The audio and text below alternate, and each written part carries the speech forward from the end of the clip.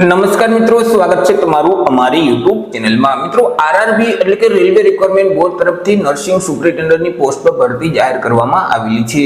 તો આ ભરતી વિશે આપણે તમામ પ્રકારની માહિતી એક જ વિડીયોમાં મેળવશું, પરંતુ તે પહેલા વિડીયો ગમે તો લાઈક અને શેર કરી દેજો। ચેનલમાં નવા હોય તો ચેનલને સબસ્ક્રાઇબ કરી દેજો। તો ચાલો મિત્રો, વિડીયોની શરૂઆત કરીએ।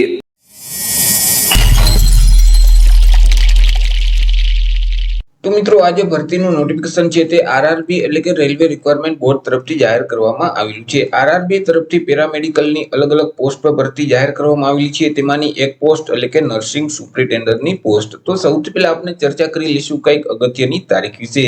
હવે મિત્રો, આ જે ભરતી છે તેમાં જો તમારે અરજી કરવી હોય તો ઓનલાઈન અરજી ફોર્મ ભરવાનું રહેશે। ઓનલાઈન અરજી ફોર્મ ઓલરેડી શરૂ કરી દેવામાં આવેલા છે। 17/8/2024 થી અરજી ફોર્મ શરૂ કરવામાં આવેલા છે।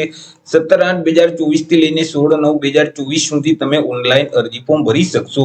ત્યાર પછી મિત્રો, ફોર્મ ભરતી વખતે જો કોઈ પણ પ્રકારની ભૂલ થઈ હોય અને તમે તેમાં કરેક્શન એટલે કે સુધારો કરવા માંગતા હોય તો 17/9/2024 થી લઈને 26/9/2024 સુધી તમે ઓનલાઈન અરજી ફોર્મ ભરેલ છે તેમાં સુધારો કરી શકશો। ચર્ચા કરી લઈએ મિત્રો જગ્યા વિશે। તો અહીં જે નર્સિંગ સુપરિન્ટેન્ડન્ટની જે પોસ્ટ છે તેમાં કુલ 713 જેટલી જગ્યા પર આ ભરતી જાહેર કરવામાં આવેલી છે। મિત્રો, આ જે 713 જગ્યા છે તેમાંથી ગુજરાતમાં કેટલી જગ્યા છે તેના વિશે ચર્ચા કરીએ તો મિત્રો, નર્સિંગ સુપરિન્ટેન્ડન્ટની જે પોસ્ટ છે તેમાં ગુજરાતમાં કુલ 20 જેટલી જગ્યા છે। 20 માંથી 13 જગ્યા છે તે સામાન્ય વર્ગના ઉમેદવાર માટે રહેશે, 2 જગ્યા છે તે એસસી કેટેગરીના ઉમેદવાર માટે રહેશે, 1 જગ્યા છે તે એસટી કેટેગરીના ઉમેદવાર માટે રહેશે, 3 જગ્યા છે તે ઓબીસી કેટેગરીના ઉમેદવાર માટે, જ્યારે 1 જગ્યા છે તે ઈડબ્લ્યુએસ કેટેગરીના ઉમેદવાર માટે રહેશે। આવી રીતે જે 20 જગ્યા છે તેમાંથી મિત્રો 2 જગ્યા માજી સૈનિક માટે અને 1 જગ્યા છે તે શારીરિક રીતે વિકલાંગ વ્યક્તિ માટે અનામત રહેશે।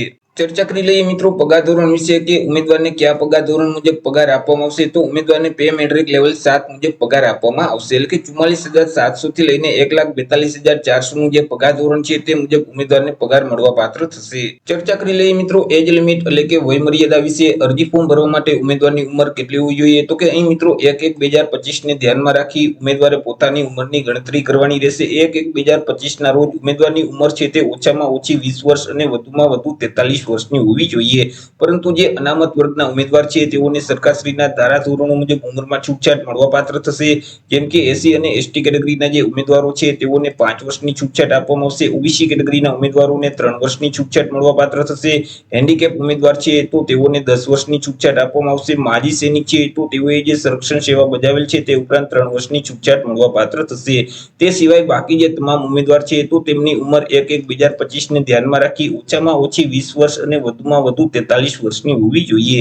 જો આપણે જન્મ તારીખને ધ્યાનમાં લઈએ તો સામાન્ય અને ઈડબ્લ્યુએસ કેટેગરીના જે ઉમેદવાર છે તેઓનો જે જન્મ છે તે 2/1/1982 થી લઈને 1/1/2005 ની વચ્ચે થયેલ હોવો જોઈએ।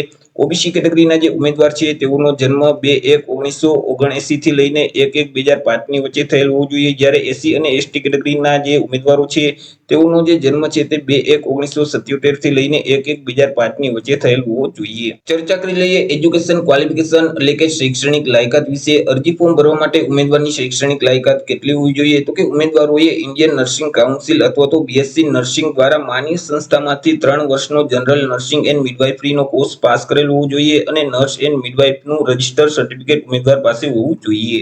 ચર્ચા કરી લઈએ પરીક્ષા ફી વિશે। કયા ઉમેદવારોએ કેટલી પરીક્ષા ફી ભરવાની રહેશે? તો તમામ કેટેગરીના ઉમેદવારોએ પરીક્ષા ફી છે તે ભરવાની છે। પરીક્ષા ફી ઓનલાઈન જ ભરવાની રહેશે। તમે net banking, credit card, debit card કે યુપીઆઈ ના માધ્યમથી પરીક્ષા ફી ભરી શકશો। મિત્રો, અહીં જનરલ કેટેગરીના જે પુરુષ ઉમેદવાર છે, ઓબીસી કેટેગરીના પુરુષ ઉમેદવાર અને ઈડબ્લ્યુએસ કેટેગરીના જે પુરુષ ઉમેદવાર છે તેઓએ પરીક્ષા ફી તરીકે ₹500 ભરવાના રહેશે। પરંતુ તમે જો સીબીટી આપશો તેવા સંજોગોમાં જે ₹500 પરીક્ષા ફી ભરેલ છે તેમાંથી ₹400 પરત કરી દેવામાં આવશે। તે સિવાય બાકી જે કેટેગરીના ઉમેદવાર છે જેમ કે એસસી કેટેગરી, એસટી કેટેગરી, માજી સૈનિક, વિકલાંગ વ્યક્તિ એટલે કે હેન્ડીકેપ ઉમેદવાર છે, તમામ કેટેગરીની મહિલા ઉમેદવાર છે, ટ્રાન્સજેન્ડર ઉમેદવાર છે, માઇનોરિટી કેટેગરીના ઉમેદવાર છે, ઈબીસી એટલે કે ઇકોનોમિકલ બેકવર્ડ ક્લાસના જે ઉમેદવારો છે, તો આ તમામ ઉમેદવારોએ પરીક્ષા ફી તરીકે ₹250 ભરવાના રહેશે। પરંતુ જો સીબીટી આપશે ઉમેદવાર તેવા સંજોગોમાં જે ₹250 પરીક્ષા ફી ભરેલ છે તે પરત કરી દેવામાં આવશે।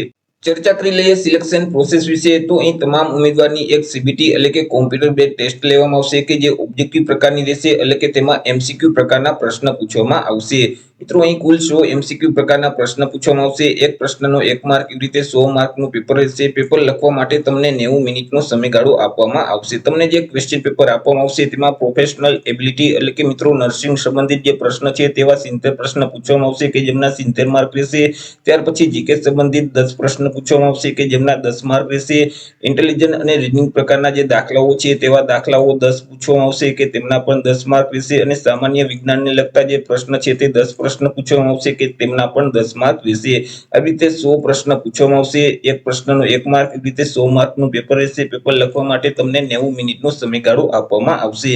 આ જે પરીક્ષા છે તેમાં માઇનસ પદ્ધતિ લાગુ પડશે. જો તમે પ્રશ્નનો જવાબ ખોટો ટીક કરશો તો 1/3 માર્ક છે તે માઇનસ કરી દેવામાં આવશે. તો આવી રીતે મિત્રો ભારતીય રેલવે વિભાગમાં નર્સિંગ સુપ્રિન્ટેન્ડન્ટની પોસ્ટ પર ભરતી જાહેર કરવામાં આવેલી છે કે જેમના ઓનલાઈન અરજી ફોર્મ છે તે 16/9/2024 સુધી તમે ભરી શકશો. આશા રાખું છું વિડીયો પસંદ પડ્યો હશે. વિડીયો પસંદ પડ્યો તો લાઈક અને શેર કરી દેજો. ચેનલમાં નવા હોય તો ચેનલને સબસ્ક્રાઇબ કરી દેજો.